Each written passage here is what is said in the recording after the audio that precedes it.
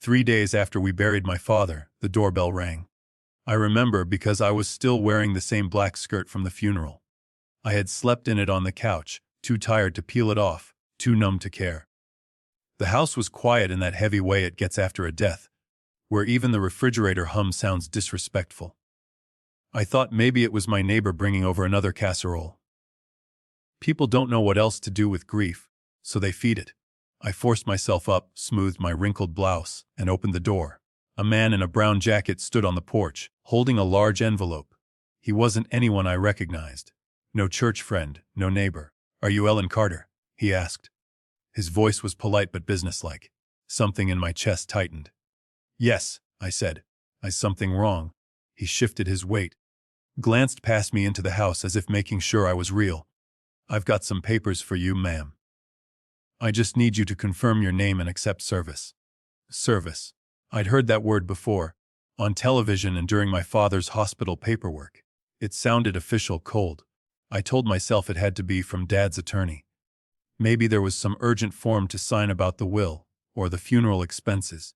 I took the envelope. It was heavier than it looked. "Just doing my job, Mom," he added almost apologetically, and then he turned and walked down the path. I closed the door and leaned against it for a second, listening to his footsteps fade. The house swallowed the sound immediately. Just me and the ticking clock again.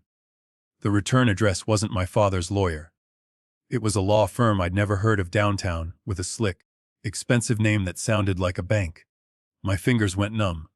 For a moment I just stood there holding it, as if by not opening it I could keep whatever was inside from being true. Then I tore it open. The words blurred at first. My brain kept trying to make them say something else. Citation, petitioner, respondent. Petition for dissolution of marriage. My husband, Mark Carter, was listed as the petitioner. I was the respondent. Dissolution of marriage. Divorce. I read the line 3 times, convinced I was misreading. We'd been married 32 years. We'd just sat side by side at my father's funeral, his hand on mine while I cried. He'd fetched me tissues and spoken to the pastor when my voice shook. Divorce. I flipped to the first page, searching for the date. The petition had been filed the day after my father died. Not the day after the funeral, before it. While I'd been at the funeral home trying to decide between hymns, my husband was filing to dissolve our marriage. I sank down onto the hall bench, the pages rustling in my shaking hands. For a long moment there was no thought, just a hollow roaring in my ears. Then, slowly, my mind started to form words. We had just buried my father and my husband was already burying our marriage. The pages smelled faintly like toner and something metallic, like blood. I forced myself to read. It was all there in clinical language: Mark's request for division of assets, spousal support, assignment of debts. Then one paragraph snagged my eye. All rights to current and future inheritances, including but not limited to any estate or trust proceeds arising from the recent death of respondent's father, shall be considered marital property subject to equitable division. My father's death. Listed there like a line item on a grocery bill. My vision tunneled. I blinked hard and read it again. There was no way this was a coincidence. He hadn't even waited to see what, if anything, my father had left me. He was already staking a claim. My hands were ice cold. I pushed myself up, clutching the papers, and went looking for Mark. He was in the living room, of all places, feet up on the coffee table, the television on mute.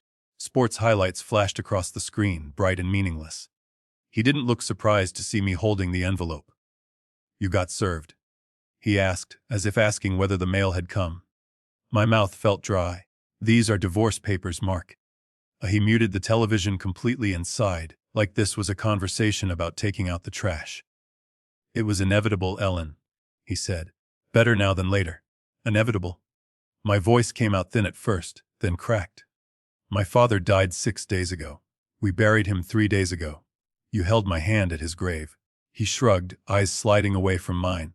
"There's never a good time for these things." I stared at him. I kept waiting for his face to soften, for him to say it was a mistake, a misunderstanding, some awful joke. 32 years together had to mean more than a shrug. "Why now?" I asked. "Why like this?" He rubbed the bridge of his nose, that familiar gesture he used when he was annoyed with me. "We've grown apart, Ellen. You've changed since your father got sick." Everything has been about him, about his house, his money, his needs. I've been an afterthought in my own marriage. The accusation stung because part of it was true. I had lived at the hospital more than at home these last months. But it was my father dying, not some hobby. My father was dying, I said. He needed me. And I didn't. He snapped back. Then he shook his head. Look, this isn't about your father. His money doesn't change anything. This is about us. The way he said, his money, made my skin prickle. You mentioned my inheritance in the petition, I said quietly. You want half of whatever he left me. He shifted in his seat, jaw tightening. It's standard language. Our lives are entangled. After 32 years, everything is marital. I thought of my father's calloused hands.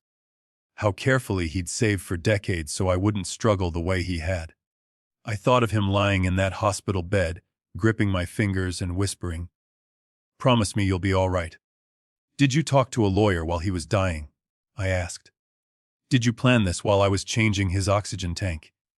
He stood up then, looming over me, his voice taking on that familiar, superior edge. You're overreacting. We both knew this marriage was dead long before your father. Don't make this into some big conspiracy. Dead. That word hit me like a slap. No, I said slowly. I didn't know that. I thought we were grieving together. I thought you were my partner. He looked at me like I was being foolish. You're just emotional. In a few weeks, you'll see this is for the best. We can do this like adults. I stared at the man I'd shared a bed with for more than half my life and realized I had never felt so utterly alone. The papers hung limply in my hand, suddenly very heavy. At that moment, I still believed it was just cruelty dressed up as practicality. Bad timing, cold heart, maybe a midlife crisis with a price tag. I hadn't yet understood that this envelope was only the first move in something much uglier. I had no idea this was just the beginning of a plan he'd been building for months. A plan wrapped around my father's will, my grief, and the very roof over my head.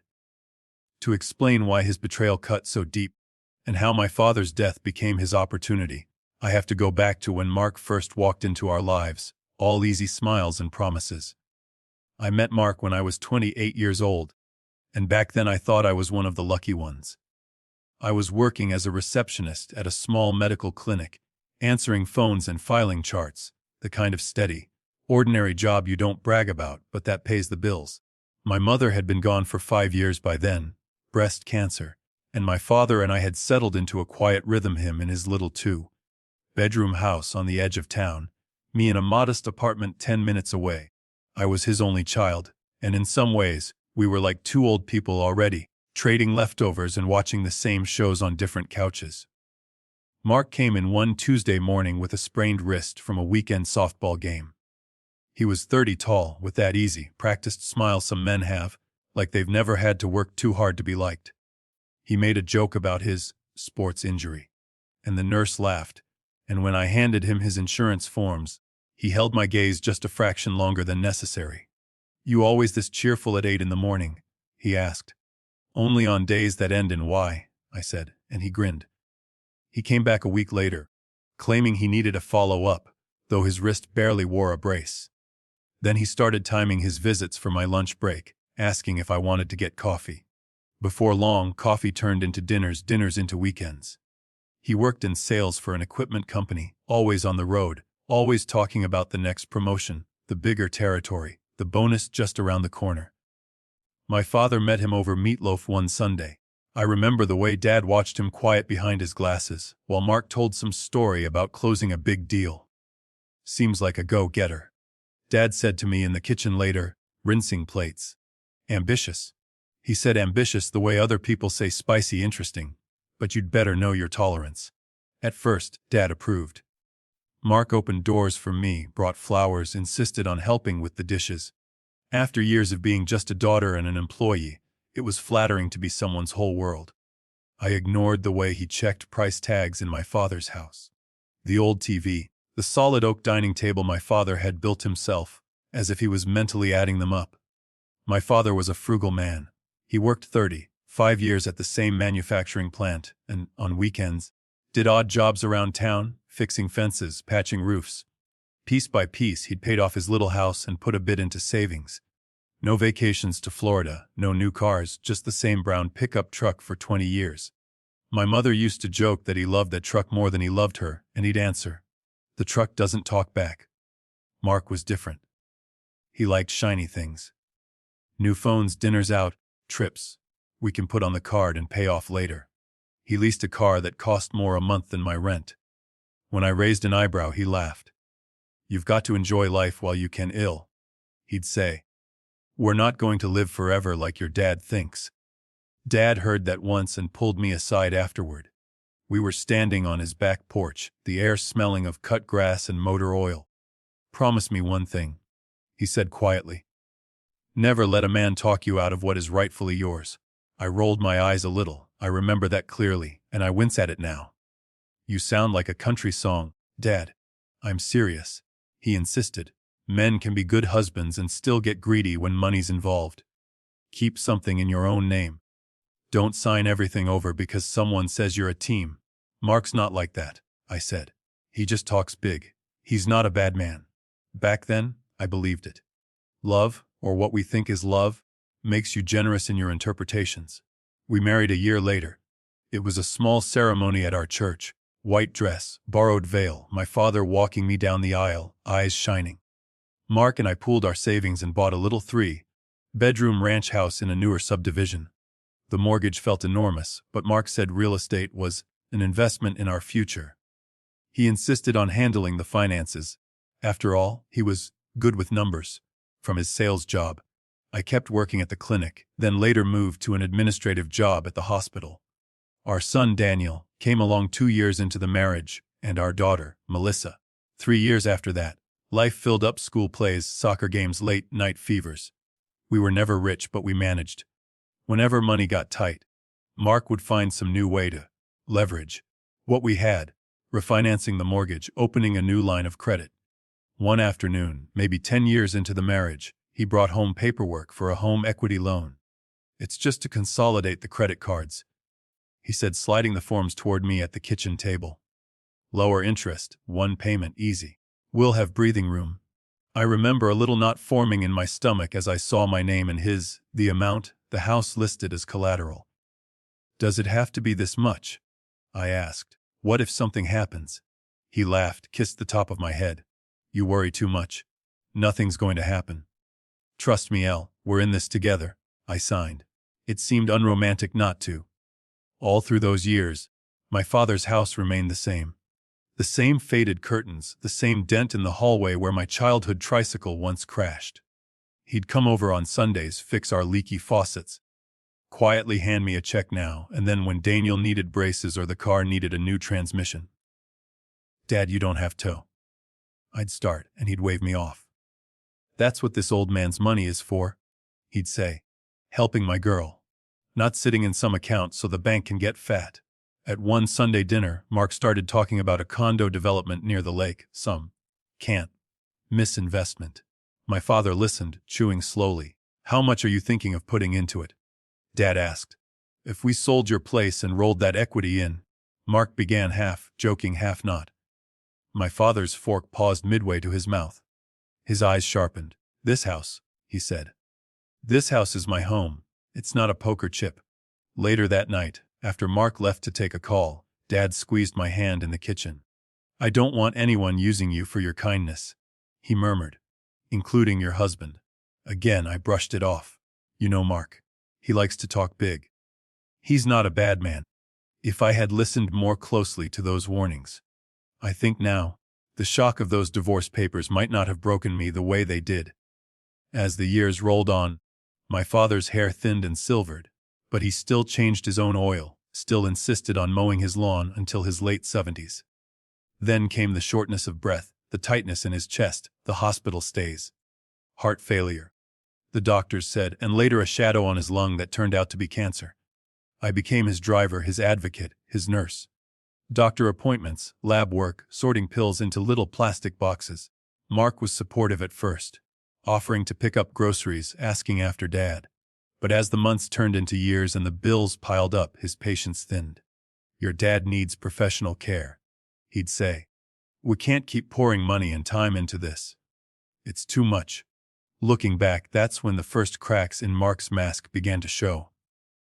The first time I felt something was really wrong, I was sitting in a plastic chair beside my father's hospital bed, listening to the hiss of his oxygen. The room smelled of antiseptic and overcooked vegetables from the lunch trays. Machines blinked and beeped in quiet rhythms. Dad dozed, his mouth slightly open, the thin blue line of a vein pulsing at his temple. I'd been there since 6 that morning, arguing with a resident about a medication change. My back ached, my eyes burned, but there was nowhere else I wanted to be. My phone buzzed in my pocket. It was a text from Mark. "How much longer are you going to be there?" It read, "We need to talk about the bills." I looked at my father's sleeping face and then at those words. Guilt rose in my throat like acid. I hadn't cooked a proper dinner in a week. Laundry piled up at home. We were behind on the credit card. Still, the timing stung. I typed back, "I'll be home after evening rounds." Dad had a rough night. Then I slipped the phone away and reached for my father's hand. When I got home that night, Mark was waiting in the kitchen, arms crossed. The sink was full of dishes. He didn't ask how Dad was. "You know we can't keep doing this," he said instead. "You're never here. The house is a mess. I'm carrying everything by myself. I'm doing the best I can." I said, too tired to take off my coat. "Dad needs someone with him. He gets confused. He needs professional care." Mark insisted. "A facility that knows what it's doing. You're one person, Ellen, not a nurse. And we can't afford for you to keep missing work." The word, facility, hit me like a slap. To him it was logistics. To me it sounded like abandonment. "He's my father," I said. "I'm not dropping him off somewhere like an unwanted dog." Mark rolled his eyes. "Drama doesn't pay the bills. You're neglecting everything else, including this marriage." That word, neglect, stayed with me long after he went to bed. Lying awake, staring at the ceiling, I wondered if I was being unfair. Then I would see my father's thin fingers clutching the bedrails in the night and push the thought away. The money strain got worse. Even with Medicare and his small supplemental policy, there were co-pays, home oxygen rentals, special foods. I cut my hours at the hospital to drive him to appointments. The numbers in our checking account shrank. One Sunday afternoon, Mark stood at our kitchen window, looking out at the street, his coffee mug untouched in his hand. "Your dad is sitting on a fully paid-off house," he said almost casually. "Meanwhile, we're drowning in mortgage and credit cards. It doesn't make sense." I stiffened. "What are you saying?" "He could do a reverse mortgage," Mark continued, "or sell and move into assisted living. That house is just sitting there, empty rooms and memories. He can't take it with him, Ellen. Why should we go broke while he sits on equity?" The way he said, "quitty," made my skin crawl. "It's his home," I said flatly. "He worked his whole life for that place. And we're working our whole lives for this one." He shot back, gesturing around. "Maybe it's time he pitched in. It's not just about sentimentality. It's about survival." I didn't answer. Unbeknownst to us, my father had come in the back door right then, carrying a sack of groceries. He heard more than we realized. I saw the way his jaw tightened as he set the bag on the counter a little too hard. A few days later, Dad asked me to drive him somewhere different. Not the hospital, not the pharmacy. "Take me to Mitchell and Barnes," he said. "That law office by the courthouse?" I asked, surprised. He nodded. "I called and made an appointment. There are things we need to settle." We sat in a paneled office that smelled of old paper and coffee. The lawyer, Mr. Barnes, was a gray-haired man with kind eyes. My father spoke more firmly there than he had in months. "I want to make sure everything is in order for when I go," Dad said. "The house, the accounts. I don't want any confusion." He looked at me then, and there was something almost apologetic in his gaze. "I'm leaving the house and what savings I have to Ellen alone," he said. "Not to be unkind, but I don't want any question about who it belongs to." My face went hot. "Dad, Mark is my husband. You don't need to. I trust you, not him." My father interrupted, voice gentle but firm. "This is to protect you, not to punish him." Mr. Barnes folded his hands.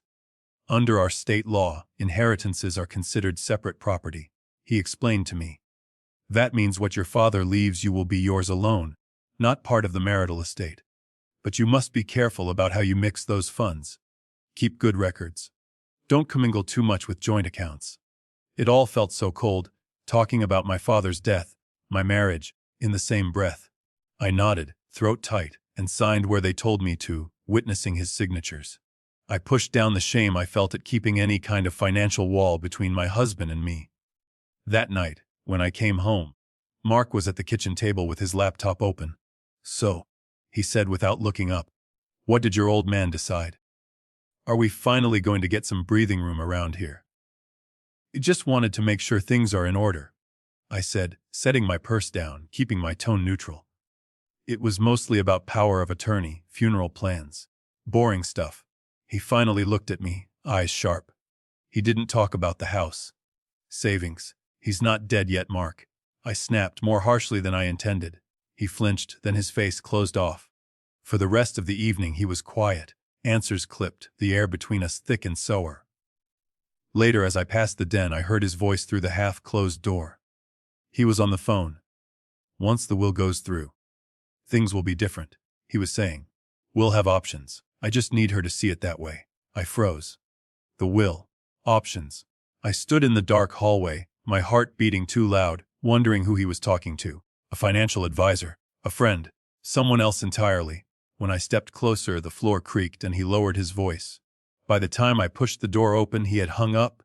"Who was that?" I asked. "Work," he said smoothly. "You shouldn't sneak around Ellen. It's not a good look." A few weeks later, when Dad was back home between hospital stays, the dining room table disappeared under stacks of his mail. Insurance explanations, utility bills, medical statements. I sat there one afternoon surrounded by paper, feeling like I was drowning in tiny print. Mark came in and took in the scene. "This is ridiculous," he said. "You're going to make yourself sick. Let me help. I can at least organize this mess." I hesitated, then nodded. "If you want to file stuff by month, that would be great." He was almost too eager, grabbing piles, sorting quickly. I noticed how his hands lingered on certain envelopes. The bank statements, the deed copy, the homeowner's insurance. He opened one, scanned it, then slipped his phone from his pocket. "What are you doing?" I asked. "Just taking pictures," he said. "In case anything gets lost. For safekeeping." He smiled as if he was doing me a favor, but a cold little chill crept up my spine. I watched him frame the deed in his camera, adjust for the light. The click sounded louder than it should have. I told myself he was just being thorough. We were under stress, of course he was thinking about practicalities. I thought he was just stressed about money, like me. I told myself he'd calm down once Dad was better or gone. I didn't know that while I was changing my father's bedpans and arguing with nurses about his medications, my husband was already changing our future behind my back. The last weeks of my father's life blurred into one long, sleepless day. We'd brought him home on hospice, set up a hospital bed in his small living room, right where his old recliner had always been. The curtains stayed half closed to keep the light from hurting his eyes. An oxygen concentrator hummed in the corner, and plastic pill bottles lined the coffee table, where his crossword puzzles used to sit. I spent most nights in his recliner, dozing in snatches, waking at every sigh or change in his breathing. Some mornings I went straight from his house to my shift at the hospital, running on coffee and fear. Mark came by less and less. "I have to work," he'd say when I asked if he could sit with Dad for an hour so I could shower at home. "I can't just drop everything. You know that." When he did come, he hovered near the doorway, checking his watch. One afternoon, a hospice nurse handed me a clipboard thick with forms. Consent for this, authorization for that, liability waivers. "I know it's a lot," she said kindly. "Just sign where I've highlighted. We can go over it more later if you want." I was on page 3 when Mark walked in. He took one look at me, pen in hand, eyes ringed with exhaustion, and frowned. "What now?" he asked. "More hospice paperwork," I said. "Pain management, DNR orders. I don't want to miss anything." He waved a dismissive hand. "Just sign whatever the hospital gives you." "We can't read every paper, Ellen. They know what they're doing." "That's easy for you to say." I snapped softly. "These are my father's last days we're talking about." He sighed dramatically. "Are you my wife or your father's accountant? This has taken over our whole life." Later that week, in a rare quiet hour when Dad was sleeping and the nurse was gone, Mark, and I sat at his tiny kitchen table. He tapped his fingers on the wood, watching me make notes on a list the social worker had given me. "Can I ask you something?" he said suddenly. I looked up. "What?" "Did your father leave anything to me?" he asked. "Or is it just everything to you?" His eyes were steady, his tone too casual to be truly casual. The question took me aback. "What?" "In his will," Mark clarified. "Am I in it anywhere? Or is it all in your name with a big, thick wall around it?" I stared at him. "Why would he leave anything directly to you? You're my husband." "What I have is ours." He gave a short laugh with no humor in it. "Apparently not. You two have been whispering at lawyers' offices behind my back. So, what's the deal? House to you, savings to you. Nothing to the son-in-law who's been part of the family 30 years. I felt heat rising in my chest. "Dad wanted to make sure I'd be secure," I said carefully. "He left the house and his accounts to me. It's not about punishing you." "Not to punish me," he repeated, his jaw tightening. "So, he never accepted me. After everything I've done for him. For you. Is that it?" "It's not like that," I said. "He trusts me to take care of things. To take care of us." Mark leaned back, eyes narrow. "You're choosing him over your own husband, Ellen. Do you realize that?" The accusation dug into me. "He's dying," I whispered. "This is his last wish. Respecting it isn't choosing sides." He shook his head. "You always take his side. Always. I'm the one holding this family together. But you act like I'm some outsider trying to raid the vault." "Are you?" I asked, before I could stop myself. His face hardened. "You're paranoid. You think everyone is after your precious inheritance. Maybe you like this. Being the martyr daughter, the devoted nurse. Makes you feel important, doesn't it?" The words stunned me. I opened my mouth, closed it again. He stood abruptly, chair scraping. "When you're ready to remember you still have a husband and a life outside this house, call me," he said, and walked out. Days later, in the middle of the night, my father's breathing changed. It became shallow, with long pauses between each inhale. I knew, from my work and from the nurse's quiet warnings, what that meant. I held his hand as his fingers grew colder, whispered all the things I should have said more often: that I loved him, that he'd done enough, that I would be all right. He squeezed my hand once, weakly, then even that stopped. When he finally slipped away, it was like the room exhaled with him. The oxygen machine still hummed, relentless. I sat there, my father's hand in mine, feeling as if the floor had dropped out from under me. Mark wasn't there.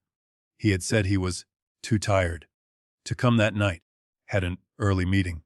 I called him after the nurse pronounced the time of death. It rang 4 times before he picked up. "He's gone," I said. There was a pause, then, "Well, he was suffering so much. It's for the best, isn't it?" "For the best." I pressed my forehead to the back of my father's hand and said nothing. In the days that followed, grief came in waves, knocking me off balance. I moved through tasks like a sleepwalker, choosing a casket, picking out photos for the memorial, calling relatives. Mark, to his credit, handled some logistics, coordinating with the funeral home, talking to the church secretary. But every time we paused, he steered the conversation back to practicalities. "You need to get in touch with the lawyer," he said 2 days after Dad died, as I sat at our kitchen table, staring at a sympathy card. "Open the estate. Start the process." "I can't think about that yet," I said. "I just want a few days to breathe." He frowned. "You can't just let things sit. The market's crazy. You should sell the house before prices drop. These things take time. Can we just have 1 week to mourn without talking about houses and money?" I asked, my voice cracking. "That's irresponsible, Ellen," he replied. "Only children like you never understand how this works. Everything becomes ours in marriage. That includes your inheritance." At the funeral, he played the role of grieving son-in-law beautifully. He greeted my cousins with warm hugs, shook hands firmly, thanked everyone for coming. But I noticed how often the conversation around him landed on my father's house. One cousin leaned over to me during the reception in the church hall. "Your husband was asking a lot of questions about your dad's place," she murmured. "Are you two planning to sell quickly?" My stomach turned. Across the room, I watched Mark laugh at something, his hand resting lightly on the shoulder of my uncle, nodding as if they were sharing some private understanding. Later that evening, After we came home to a living room cluttered with flower arrangements and half-empty casserole dishes, my phone buzzed. The screen showed an unknown number and a short message. "Mrs. Carter, this is Mr. Barnes's office.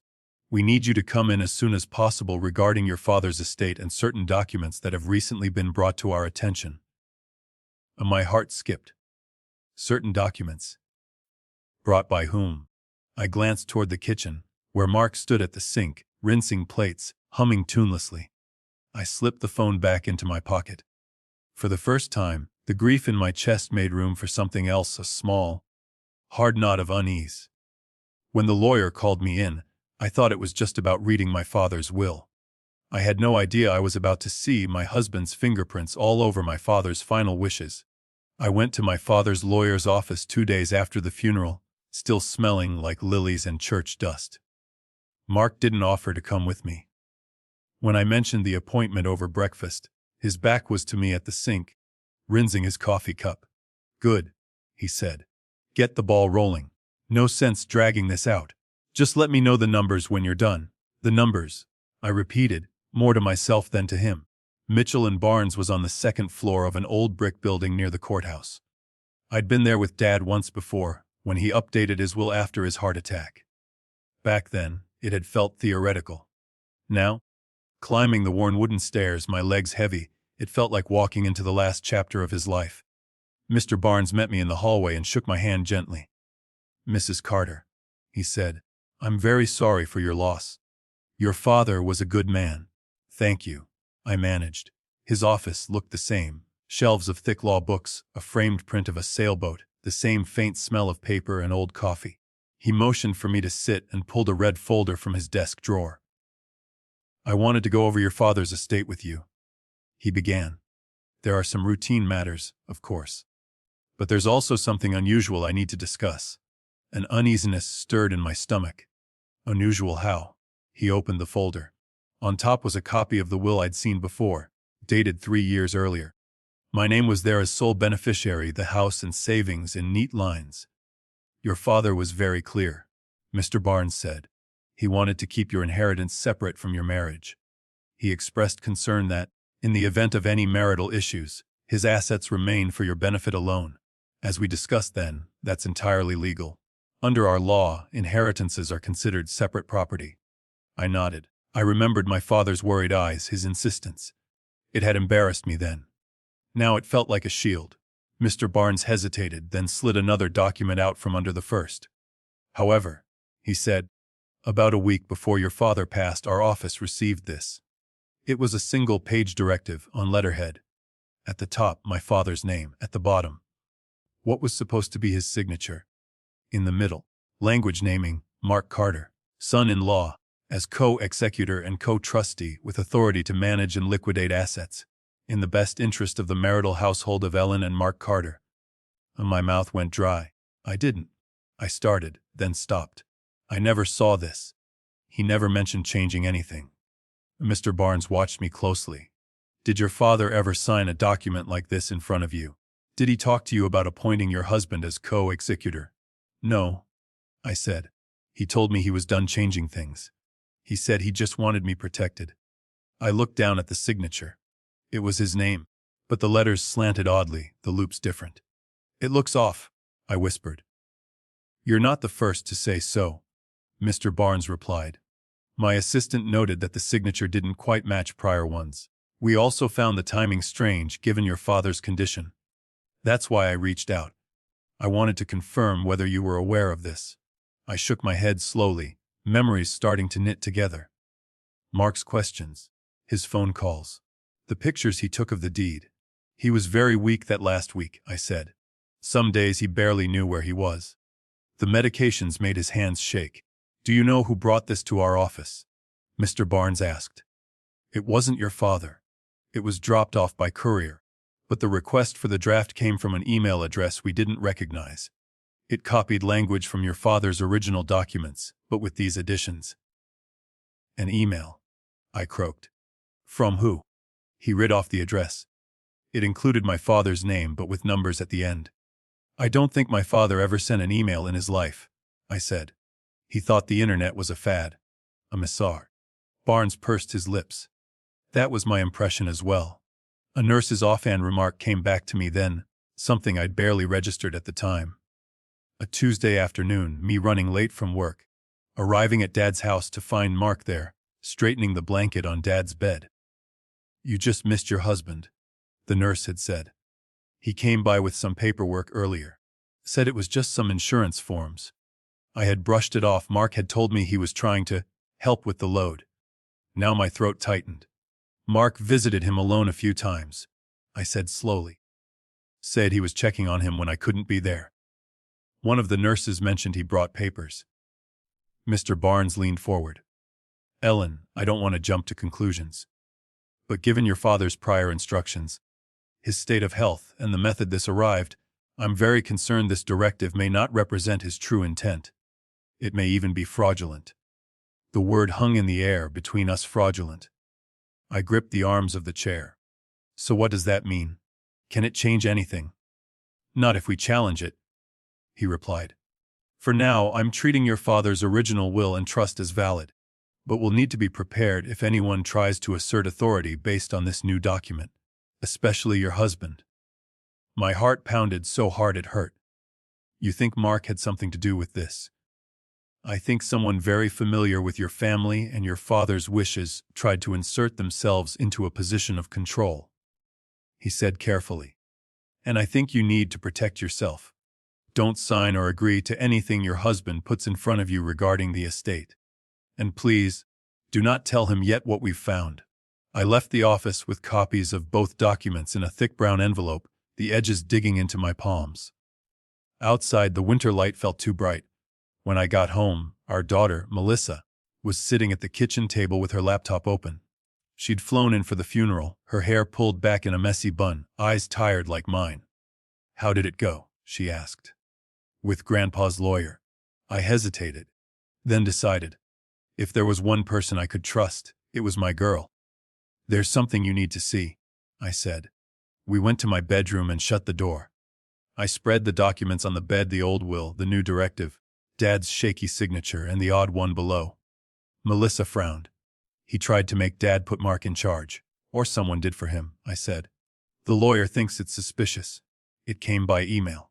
You know your grandfather barely used his flip phone." She narrowed her eyes. "Do you have any idea who else would want this?" I didn't answer. I didn't have to. The look we shared said enough. "Mom," she said quietly, "this isn't normal. And that email, we can probably trace where it came from."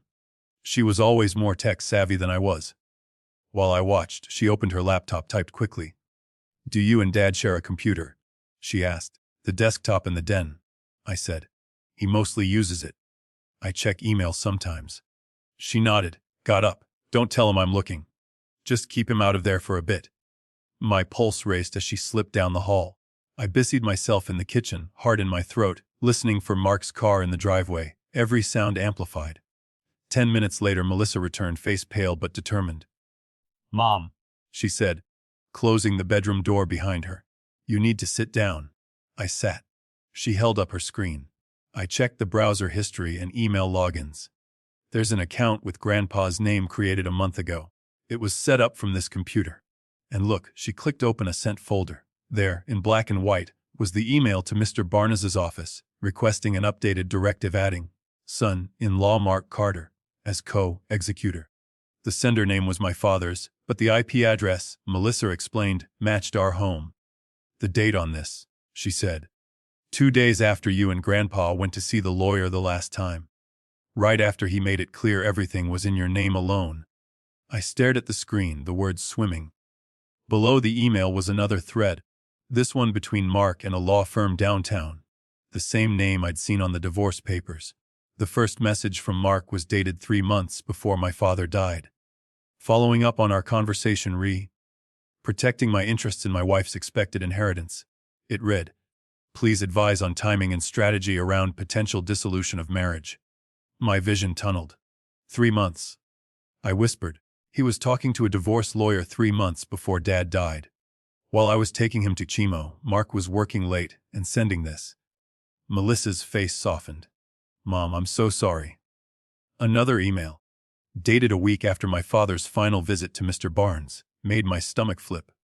Client understands that if wife's inheritance remains legally separate, the attorney had written, he will have limited claim absent commingling. Suggest exploring role in estate management via co-executor status. And below, that a short reply from Mark, understood, I may have a way to influence that. Will update. I pressed my hand to my mouth. Suddenly, all those nights came back. The ones when he'd said he had late meetings. The way he'd hovered over Dad with that stack of papers. The push to get things rolling as soon as the body was cold.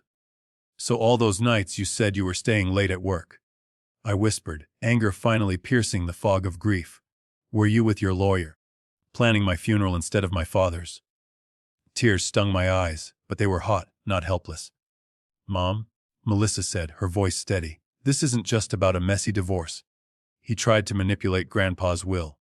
That could be illegal. The man I shared a bed with for 30 years. I said slowly, feeling each word like a stone in my mouth. Saw my father's death as a business opportunity. Melissa reached for my hand. Her grip was firm, grounding. We're going to fix this, she said. But you can't confront him yet. Not until we have a plan. Grandpa worked too hard to leave you unprotected. We're not going to let Mark steal that from you. I looked at my daughter, at my father's lawyer's card on the dresser, at the ugly truth glowing on the laptop screen. For the first time since my father died, the numbness cracked, not into despair, but into something sharper. Once I knew what Mark had done, the question wasn't whether to fight back. It was how to do it without losing my home, my sanity, and the last gift my father left me. Armed with the truth and with people finally on my side, we started to plan. If Mark wanted a war over my father's legacy, I was done being the quiet, obedient wife. The next time I sat in Mr. Barnes's office, I wasn't just a grieving daughter. I was a woman who had finally seen the knife in her own husband's hand. Melissa sat beside me, her laptop bag on the floor, her fingers laced tightly with mine. Across the desk, Mr. Barnes adjusted his glasses and studied the printouts she'd brought, screenshots of emails, timestamps, IP addresses. He laid his pen down carefully. This is substantial, he said. Your husband didn't just contemplate divorce. He sought advice on how to position himself to take advantage of your father's death, and he appears to have participated in creating a false directive to gain control over the estate. Hearing it stated so plainly sent a shiver through me. It was one thing to suspect, another to have it named. What can we do? I asked. My voice sounded steadier than I felt. He's already filed for divorce. He wants a share of everything, including what Dad left me. Mr. Barnes steepled his fingers. First, you need your own divorce attorney, someone experienced with complex marital property issues. I can recommend someone. Your inheritance under state law is separate property, and this fraudulent attempt to insert himself as co-executor will not help his case. In fact, if we handle it correctly, his greed will become our best weapon. Criminal weapon? Melissa asked. He forged a dying man's directive. Potentially, yes, Mr. Barnes said. Forgery, fraud, elder financial exploitation, all serious matters. Whether the district attorney pursues them is another question. But in divorce court, misconduct like this can carry significant weight. Judges do not look kindly on spouses who try to tamper with an estate. He turned back to me. Well, formally contest this new directive and put the court on notice that there's a question about its validity. In the meantime, you must not commingle any inheritance funds with marital accounts. When the estate is opened, everything goes into a separate account in your name only. I nodded, fighting the sinking feeling in my stomach. He's not going to take this well. No, Mr. Barnes agreed. That's why we have to be thorough. Start gathering every piece of evidence that shows his intent and his timeline. Emails, text messages, notes, anything. Once you have a divorce attorney, we'll coordinate. Do not confront him yet. Information is power, Mrs. Carter. Right now, you have more than he realizes. I left his office with the name of a family lawyer written neatly on a card and the sense that, for the first time, I had a map in a storm. At home, with Mark out, meeting a client, Melissa and I went to work. We moved through the house like ghosts, silent and focused. In the den, the computer's hum sounded louder than usual. Start with his folders, Melissa murmured. sitting down at the desk. Finance, work, whatever. He's not as careful as he thinks. We found a folder on the desktop labeled Taxes Tos LN21. Buried inside was another called Planning. Inside that, a spreadsheet. I leaned closer. Columns of numbers marched down the screen: estimated value of my father's house, his savings, even the life insurance he'd taken out decades ago. Next to each, notes in Mark's shorthand: potential equity, post-sale liquidity, investment potential. At the top of the page, in bold, were the words, after Ellen's dad dies, options.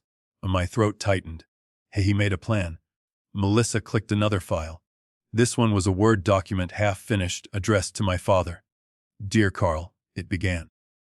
I'm writing because I care about Ellen and want to make sure she's not burdened by financial stress when you're gone.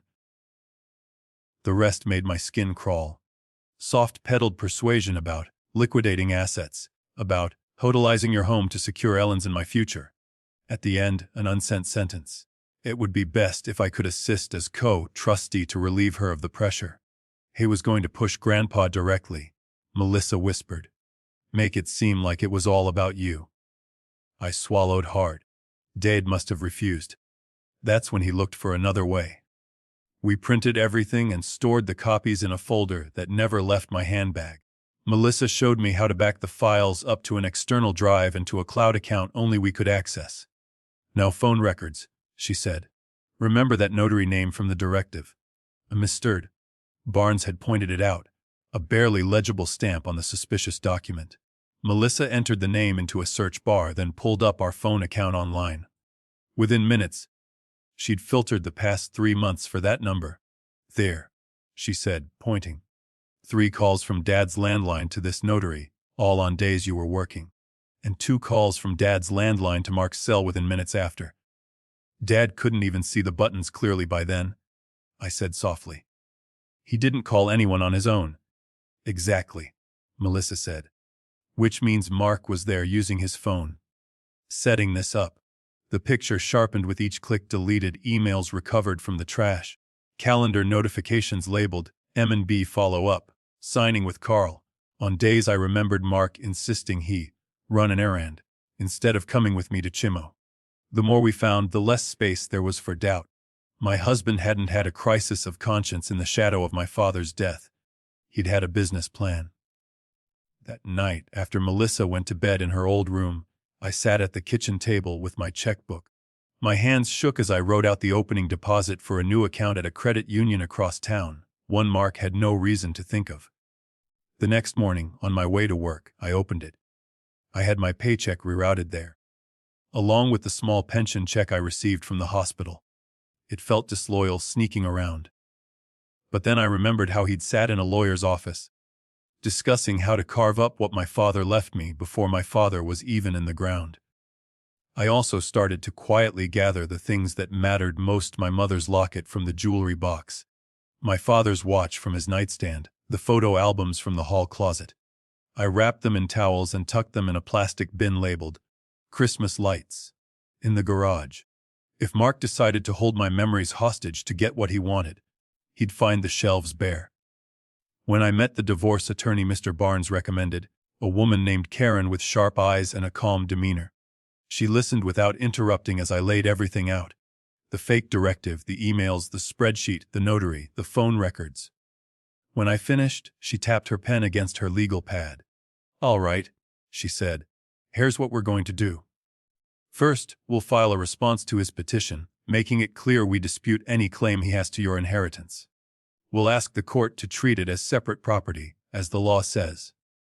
Second, we'll attach notice of the questionable estate document and of our intent to contest it, so the judge is aware of his attempted interference. She looked up at me. Third, we're going to request full discovery. His emails, his financial records, any communications with that notary or his attorney. He opened this door when he filed. We're simply walking through it. And the estate itself, I asked. My father's house. Until probate is complete, nothing should be sold or transferred, she said. We'll ask the court to put temporary protections in place. In the meantime, do not move out of your marital home. If you leave voluntarily, especially to go to your father's house, His attorney could argue you abandoned the residence. That can affect property division. The thought of staying under the same roof with Mark while we built this case made my stomach twist. Karen must have seen it on my face. I know it's unpleasant, she said gently, but right now, you have leverage. Don't give it up. If he becomes threatening or abusive, we can seek protective orders. Until then, you live your life, document everything, and talk to him as little as possible about any of this. On the drive home, I rehearsed conversations in my head, things I might one day say to him in a courtroom or across a long conference table. You will not take my father's house from me. I will live or die on my own terms, not as a footnote in your financial plan. At the dinner table that week, Mark went on as if nothing had changed. He complained about traffic, laughed at a story from work, asked Melissa when she was flying back. I answered politely, kept my face neutral, while inside, something hard and clear grew. At night, in bed with his back turned to me, I stared at the dark ceiling and whispered my promises to the man who wasn't there anymore, my father. I'm not going to let him win, Dad, I said softly. I know now. I see him. I won't pretend I don't. Melissa and I practiced too. Sitting at the kitchen table after Mark left for the office, she played the role of his lawyer, asking pointed, unfair questions. I learned to answer without apologizing, to say no, without softening it with a nervous laugh. He thinks you're the same woman who apologizes when he yells, Melissa said one morning, closing her notebook with a decisive snap. You're not her anymore. I looked at my daughter, at the steel in her spine that I recognized as my father's. No, I said. I'm not. When the day finally came to face him, with his lawyer, with mine, and with my father's ghost between us. Mark walked into that room thinking he was going to strip me of everything. He had no idea I was about to strip him of his mask. The first time we sat across from each other as adversaries, it was in a beige conference room on the 12th floor of a downtown office building. The carpeting was the kind of nondescript gray that could hide coffee stains and quiet down arguments. A long oak table divided the room. On one side, Mark and his attorney, on the other, me with Karen beside me, folders neatly stacked. A mediator, a woman in her 60s with sharp blue eyes and a no-nonsense bob, sat at the head. Mark arrived 5 minutes late, as if he were walking into a business meeting he controlled. He wore his best navy suit, the one he usually saved for Christmas parties and important clients. A younger woman from his office, I recognized her from a holiday gathering, stood in the doorway for a moment before slipping away. He wanted me to see her, to wonder. He glanced at me and smiled faintly, the way you smile at a stranger you vaguely remember. Good morning, Ellen, he said, as if we'd run into each other at the grocery store. I felt my insides twist, but I kept my face calm. Good morning, Mark. The mediator cleared her throat. We're here today to see if we can reach a fair and equitable resolution to the issues in your divorce. I expect everyone to be honest and respectful. Let's begin with Mr. Carter's side. His attorney, a slick man in an expensive suit and a tie knotted too tight, launched right in. Mr. Carter has been the primary financial provider in this marriage for over 3 decades. He began. During that time, he has supported Mrs. Carter's career changes and her extended leaves to care for her father. Unfortunately, in the last several years, the marriage has deteriorated due to her emotional withdrawal and prioritization of others over the marital relationship. I clenched my jaw. Karen placed a hand lightly on my arm under the table, a reminder: breathe. Miss Strick. Carter is seeking a fair share of the marital estate, including the marital home, retirement accounts, and a portion of any inheritance that has been, or will be used to support their joint lifestyle. The attorney continued. We also have concerns that Mrs. Carter has been less than forthcoming about the size and nature of her inheritance, and we reserve the right to pursue full discovery. He slid a proposal across the table, lines and percentages in neat columns. Mark watched me, face composed, like a man waiting for a loan application to be approved. The mediator turned to Karen. Ms. Ellis. Karen opened her folder with deliberate slowness. Thank you.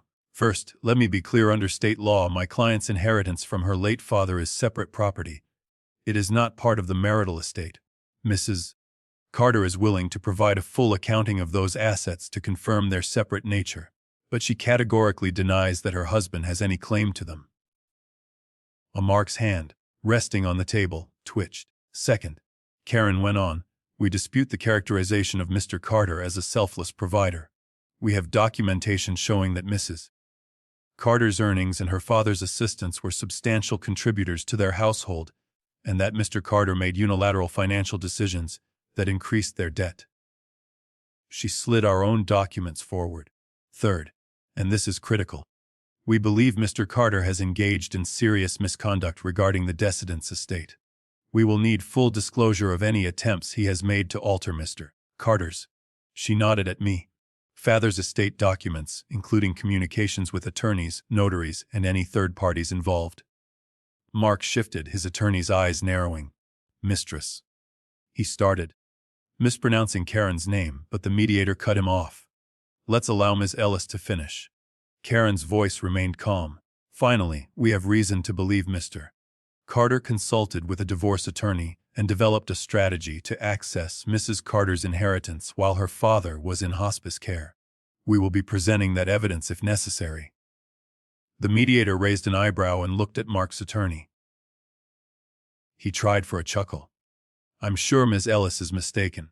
People consult attorneys all the time when they're considering their options.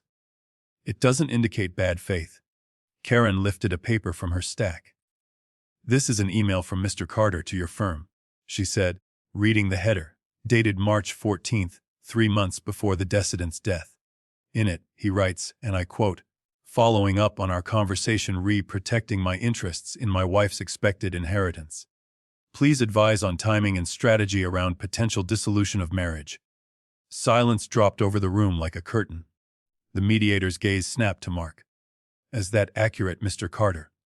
He cleared his throat. I was just exploring my options, he said. Our marriage has been troubled for a long time. Her father's illness just highlighted that. Karen placed the email in front of the mediator. We also have records of additional communications, including one dated a week after my client and her father met with the estate attorney, in which Mr. Carter acknowledges that if the inheritance remains separate, he will have limited claim and that he may have, quote, a way to influence that. Mark flushed. This is ridiculous, he snapped. I was trying to help her manage things. She's not good with paperwork.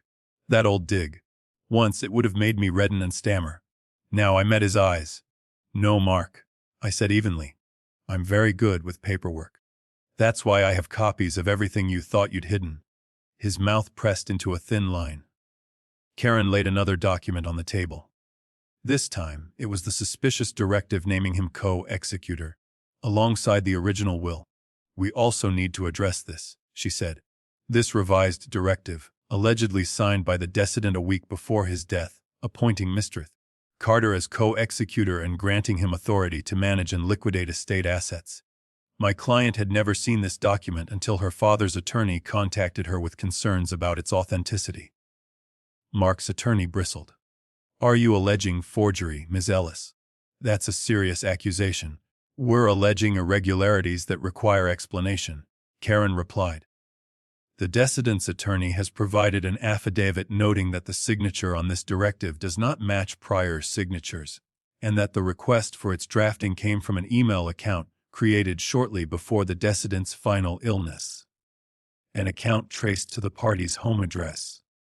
She slid forward a letter from a handwriting expert who had performed a preliminary comparison. Phrases like significant discrepancies and inconsistent with known exemplars leapt from the page. The mediator picked up the directive, then the will, her eyes moving back and forth. Mr. Carter, she said slowly, why would you consult a divorce attorney while your father-in-law was in hospice and at the same time be involved in presenting new documents changing his estate? Because on its face, that appears troubling. He spread his hands. I was trying to make sure Ellen wasn't overwhelmed, he said. Her dad wanted me to help. He said he didn't trust her to handle everything alone. He asked me to get things in order. That's all this is. My fingernails dug into my palms under the table. The lie was so brazen it stole my breath. Karen's expression didn't change. Interesting, she said. Because we also have an affidavit from the decedent's hospice nurse, stating that Mr. Carter arrived at the decedent's home on multiple occasions with stacks of papers and that after one such visit, the decedent said, "I don't know what I just signed. Mark said it was just to help Ellen. But I didn't understand all that legal stuff." She placed the nurse's affidavit on the table, next to another from my father's neighbor, who had witnessed Mark guiding my father's hand as he signed something on the kitchen table. Mark's composure cracked. "This is being twisted," he protested. "I was doing what any responsible son-in-law would do. They're misremembering. She's turning my concern for her father against me." He pointed at me, voice rising. "You know how confused he was at the end, Ellen. He asked me for help. You weren't always there. Someone had to step up." The mediator held up a hand. "Mr. Carter, you'd be wise to remember there may be criminal implications to any attempt to exploit a vulnerable adult for financial gain. I suggest you let your attorney speak for you." His lawyer leaned in, whispering urgently. Mark's jaw clenched, his leg bounced under the table. The room felt tight with tension, but something inside me began to unwind, just a little. For months, I had questioned my own perception, let his gaslighting make me doubt my instincts. Now, under fluorescent lights and the cool gaze of strangers, the truth was standing naked. Karen wasn't done. For the record, she continued, "We are not, at this time, asking this mediator to rule on potential criminal matters. That will be for the appropriate authorities should they choose to investigate. But we are asking that Mr. Carter's demands regarding my client's inheritance be viewed in light of his documented attempts to gain control of it through questionable means." She looked directly at the mediator. "Given this pattern, we contend that Mr. Carter should receive no share of any inheritance or of any property traceable to it. Furthermore, his conduct should be considered when dividing the marital estate." The mediator nodded slowly. "I will note that," she said. She turned to Mark's attorney. "Given these allegations and the supporting documents, you may want to reassess your client's position regarding the inheritance." A long silence followed. Mark's attorney shuffled his papers, whispered to him again. Mark's face had gone a mottled red. He avoided my eyes now, staring instead at the table. "Would be willing to revisit that aspect," his lawyer said at last stiffly. "Without any admission of wrongdoing, of course." "Of course," Karen murmured. The mediator paused, then spoke carefully. "Mr. Carter, even setting aside questions of forgery, the optics here are poor. Consulting a divorce lawyer while your father-in-law was dying, seeking ways to access your wife's inheritance, and involving yourself in last-minute changes to estate documents, and judges and juries, if it came to that, are not fond of such behavior. If you wish to avoid a drawn-out, public fight that could have other consequences, I suggest you consider a settlement that relinquishes any claim to your wife's inheritance." The other side conferred again, low voices blending with the hum of the air conditioner. I watched Mark's shoulders slump almost imperceptibly. A crack in the armor. Anger still burned in me, but beneath it, a cold, grim satisfaction began to take root. For so long he'd counted on being the one with the louder voice, the firmer step. Now, every word he'd written, every sneaky call he'd made, was a brick in the wall closing in around him. I thought, watching his face fall as the mediator read aloud that email about protecting his interests in my expected inheritance, that this would be the end of it. That having his scheme exposed, his hands caught in the cookie jar, would finally make him back down. But I should have known better. Mark was a man who hated losing more than he loved anyone.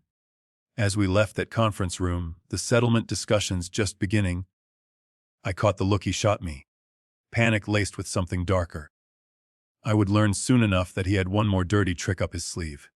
And this time, he was willing to drag our children into it.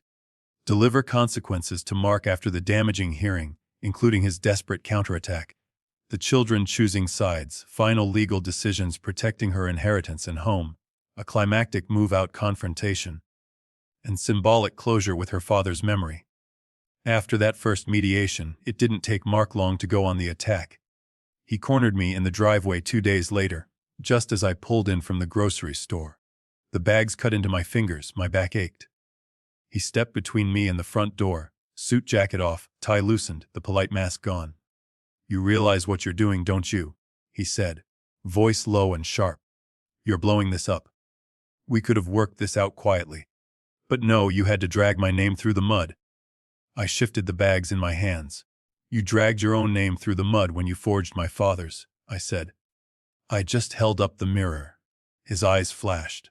Oh, come on, Ellen. Forgery. I helped him. He wanted me involved. You're really going to send your husband to jail over a piece of paper? The way he said husband made my skin crawl. I'm not sending you anywhere, I answered. Your choices did that. He leaned closer. I could smell coffee and anger on his breath. You're poisoning the kids against me, he hissed. They barely return my calls. You think they'll thank you when you're old and alone in that drafty house? I stepped back. I showed them the documents, Mark. That's all. They're old enough to make up their own minds. And they had. A week later, we sat with Daniel and Melissa at the worn kitchen table in my father's house. The same table where he'd once warned me about greedy men. Mark had called them both, crying on the phone, telling them their mother was destroying the family. Over money. Is that what you think? I'd asked them quietly. Daniel shook his head, his jaw set. Dad came by my place, he said. Tried to tell me you were overreacting, that it was all a misunderstanding. Melissa snorted. A misunderstanding with IP addresses and signed affidavits. Daniel looked pained but resolute. I told him, we saw the emails, Dad. We saw the fake directive. You tried to cheat Mom and Grandpa. That's not a misunderstanding. He didn't like that. He hung up on me. Melissa added. Said I was choosing you over him, just like Grandpa did. She reached for my hand. The truth is, he chose money over us, she said. That's on him. Hearing my children say it out loud hurt and healed at the same time. I'd spent years cushioning them from their father's temper, smoothing over his selfishness. Now they were seeing him clearly, and they were standing beside me. It was a strange kind of blessing. The final court hearing came a month later. In the family courtroom, the judge read through the settlement terms in a dry, steady voice. I stood beside Karen, feeling my heart pound in my ears. Mark stared straight ahead, his face a stony mask. This court finds, the judge said, peering over his glasses, that attempts to tamper with the Destin's estate substantially undermine Mr. Carter's credibility and entitlement regarding any assets traceable to that estate. He turned a page. Accordingly, Mrs. Carter's inheritance, including the decedent's residence and all funds derived from his estate, is confirmed as her separate property, not subject to division in this dissolution. A weight I hadn't realized I was still carrying slid from my shoulders. Dad's house was safe. As to the marital home, the judge continued, given Mrs. Carter's reduced earning potential due to time spent as caregiver and Mr. Carter's documented misconduct, the court awards exclusive possession of the marital residence to Mrs. Carter. Mr. Carter will be bought out at an adjusted value, and he is ordered to vacate within 30 days. Mark's head snapped toward the judge. Adjusted value, he blurted. You can't do that. I just did. The judge said mildly. Further, given the extra legal work necessitated by your conduct, you are ordered to contribute to Mrs. Carter's attorney's fees. Karen squeezed my elbow. I stared at the grain of the wood in front of me, swallowing hard. I wasn't gloating exactly, but there was a grim rightness to it. The estate case had its own resolution. Mr. Barnes called to tell me the forged directive was formally invalidated, stricken from the file. The court's order mentioned serious concerns about potential elder financial exploitation, and referred the matter to the district attorney for review. Whether they would file criminal charges, we didn't yet know. But the words were there, in black and white, on a public record that would follow Mark longer than any rumor. On move-out day, he came with cardboard boxes and a cousin to help, as required by the court. Karen had advised me to have a friend there, too, just in case. So Melissa sat in the living room with a book, pretending not to listen. Mark walked through the house like a stranger, yanking open cabinets, slamming drawers. I stayed in the doorway of what had been our bedroom, arms folded. You win, he said finally, dropping a box on the bed. Is that what you wanted to hear? You got the house, the inheritance, the kids. Congratulations. This wasn't a game, I replied. There was nothing to win.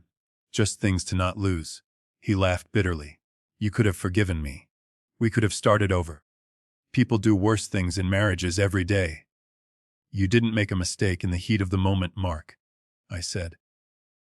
You spent months plotting how to profit from my father's death. There's no starting over from that.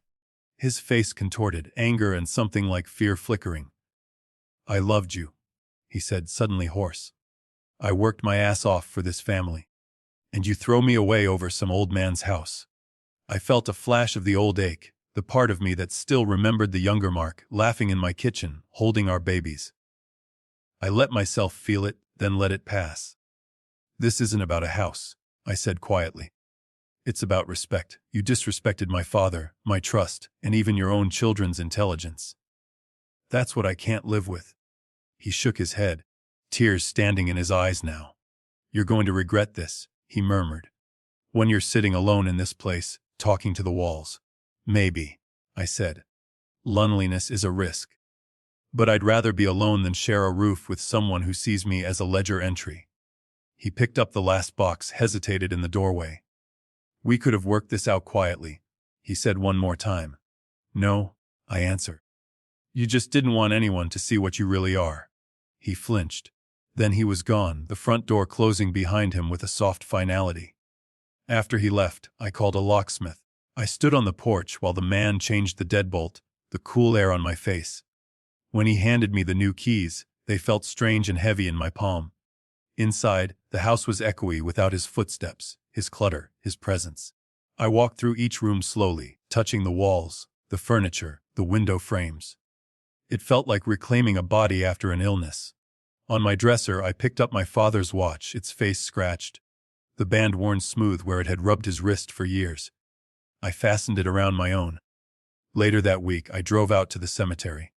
The grass over my father's grave had started to take a faint green rectangle among the older stones. I knelt, the ground damp under my knees, and laid my hand on the cool granite. He didn't win, Dad, I said softly. You protected me, and I finally protected myself. The wind rustled the leaves in the trees overhead. Somewhere, a lawnmower droned. I closed my eyes and let myself cry. For my father, for the husband I thought I had, for the version of myself who believed love was enough to keep greed at bay. I thought losing my husband and my father in the same month would break me.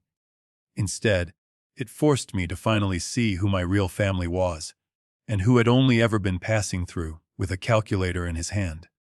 Months later, I woke up in a house that finally felt like mine. Not the one Mark and I had shared all those years. That 3-bedroom ranch full of history, but also heavy with arguments and unspoken resentments. I let that house go, paid him what the judge required, and moved into my father's place on the edge of town. On paper, it didn't make the most financial sense. The kitchen cabinets were older than my children, the bathtub was too high for my knees, and the furnace liked to rattle its complaints at 2 in the morning. But every creak, every draft, belonged to memories that were mine, not ours. I could stand in the living room and still see my father in his recliner, shaking open the newspaper, or my younger self sprawled on the floor with crayons. With some of the money from the house sale, only that money, carefully kept separate from anything that came through probate, I made a few changes. New windows so the winter winds didn't whistle through. A walk and shower my old bones could manage without acrobatics. Fresh paint on the walls and soft blues and warm creams, colors that made me feel like I could exhale. I turned my childhood bedroom into a sewing and reading room. I put a small desk by the front window, where the afternoon light fell just right, and set my father's old lamp there. On good days, I sat and mended things, socks, pillowcases, little tears in my granddaughter's clothes, feeling like I was repairing more than fabric. I'm not wealthy, not by any stretch. But for the first time in my life, I am not one unexpected bill away from disaster. The utilities get paid on time. There's food in the pantry. I even have a little, just in case, account with my name on it alone, something my father would nod at if he were here. I picked up some part-time work at the hospital again, just a couple of shifts a week. It keeps my mind sharp and gives me people to talk to. The rest of the time, I do things I never had time for when every minute was spent smoothing over someone else's temper. I walk in the park, figure out my mother's old recipes, even tried a watercolor class at the community center. The kids visit more now than when we all lived closer together, funny as that sounds. Daniel shows up with his girls on Saturdays, the girls charging through the door with their backpacks and questions. Melissa will stop by after work, kick off her shoes, and sit at the kitchen table with me, talking about her day, her boyfriend, her worries about the world. Sometimes we talk about Mark. Sometimes we don't. When we do, the edge has worn off. He's not a monster in our conversation, just a man who chose his own comfort and greed over his family. That doesn't make what he did hurt less, but it makes it simpler. I won't pretend I never feel lonely. There are nights when the house is very still, and I miss the sound of another person's breathing, even if that person turned out to be a stranger in many ways. Grief doesn't schedule itself neatly. I lost a father and a husband at almost the same time, and the heart doesn't always know which loss it's crying over. Every once in a while, I catch myself remembering the early days with Mark, the way he used to dance with me in the kitchen, socks sliding on the linoleum, or how he sat up all night with a feverish toddler so I could sleep before my shift. Those memories are real. They don't disappear just because other uglier facts came later. But then I remember the spreadsheet titled, "After Ellen's Dad Dies, Options," and the fake email account in my father's name, and the way he stood in our driveway accusing me of destroying the family, when all I'd done was refuse to let him rob me blind. And any nostalgia that tries to rewrite the story burns off like fog. The quiet I live in now isn't empty, it's peaceful. I don't hold my breath before mentioning money. I don't rehearse conversations in my head to avoid setting someone off. I don't wonder if my husband is really working late or meeting with a lawyer behind my back. I've also had a lot of time to think about the red flags I ignored. All those little jokes about hold people's money. The way his eyes lit up when friends talked about inheritances, how tight his jaw got whenever I balked at signing something. Those weren't harmless quirks, they were warnings. But when you love someone, especially after you've built a life and children with them, it's easier to tell yourself, he's just stressed, than to admit, he might not be someone I can trust with everything. If you're listening to this and some part of you is thinking, that sounds familiar, I'll tell you what I tell my own daughter now. Keep something in your own name. Not as a weapon, not as a secret, but as a lifeline. Pay attention when someone shows more interest in what you have than in who you are. Notice who gets angry when you talk about wills or boundaries or separate accounts. The person who truly loves you will want you safe, even if it means they can't access every dollar. I visit my father's grave regularly. I bring him fresh flowers from the discount bucket at the grocery store, and sit on the little stone bench nearby. I tell him about the girls' latest school projects, about the leak I finally fixed under the kitchen sink, about the bread recipe I finally nailed. Sometimes, though, I just sit with his old toolbox in my lap. I brought it home from storage and keep it in the trunk of my car like a talisman. When I open it and smell that mix of metal and oil and sawdust, it's like he's leaning over my shoulder again. "You were right, Dad," I said once, tracing his faded labels on the screwdrivers. I needed to protect what was mine. But more than that, I needed to remember that I was worth protecting. His insistence on having a careful will, his blunt talk I used to find uncomfortable. That's the reason I wasn't left destitute in my 60s. His love reached past his own life and caught me when my marriage collapsed. That thought humbles me more than any check he ever wrote. If there's one thing I've learned, it's this: greed can turn a spouse into a stranger. Blood and paper, marriage licenses, in-law promises, don't prove loyalty. Actions do. The people who show up in your hard moments without calculating what's in it for them, the ones who respect your boundaries and your parents' dignity, that's family. The rest are visitors. It isn't betrayal to protect yourself legally. It's wisdom, especially as we get older and our assets, however modest, become tempting to those who value money over relationships. I'll leave you with a few thoughts and questions, and if you feel like sharing, I'd be honored to hear your stories. Would you press charges or expose a spouse who tried to tamper with your parents' will, even if it meant destroying your marriage? Where would you draw that line between forgiveness and self-respect? Do you think it's fair for a partner to expect a share of their spouse's inheritance? Why or why not? Have you ever felt a family member treated you, or an elderly parent, differently because of money or the promise of an inheritance? Have you taken steps to protect your own or your parents' assets from relatives who see them as a payday instead of a person. If any part of my story resonated with you, I'd like to invite you to share in the comments. If you're comfortable, tell us where you're listening from.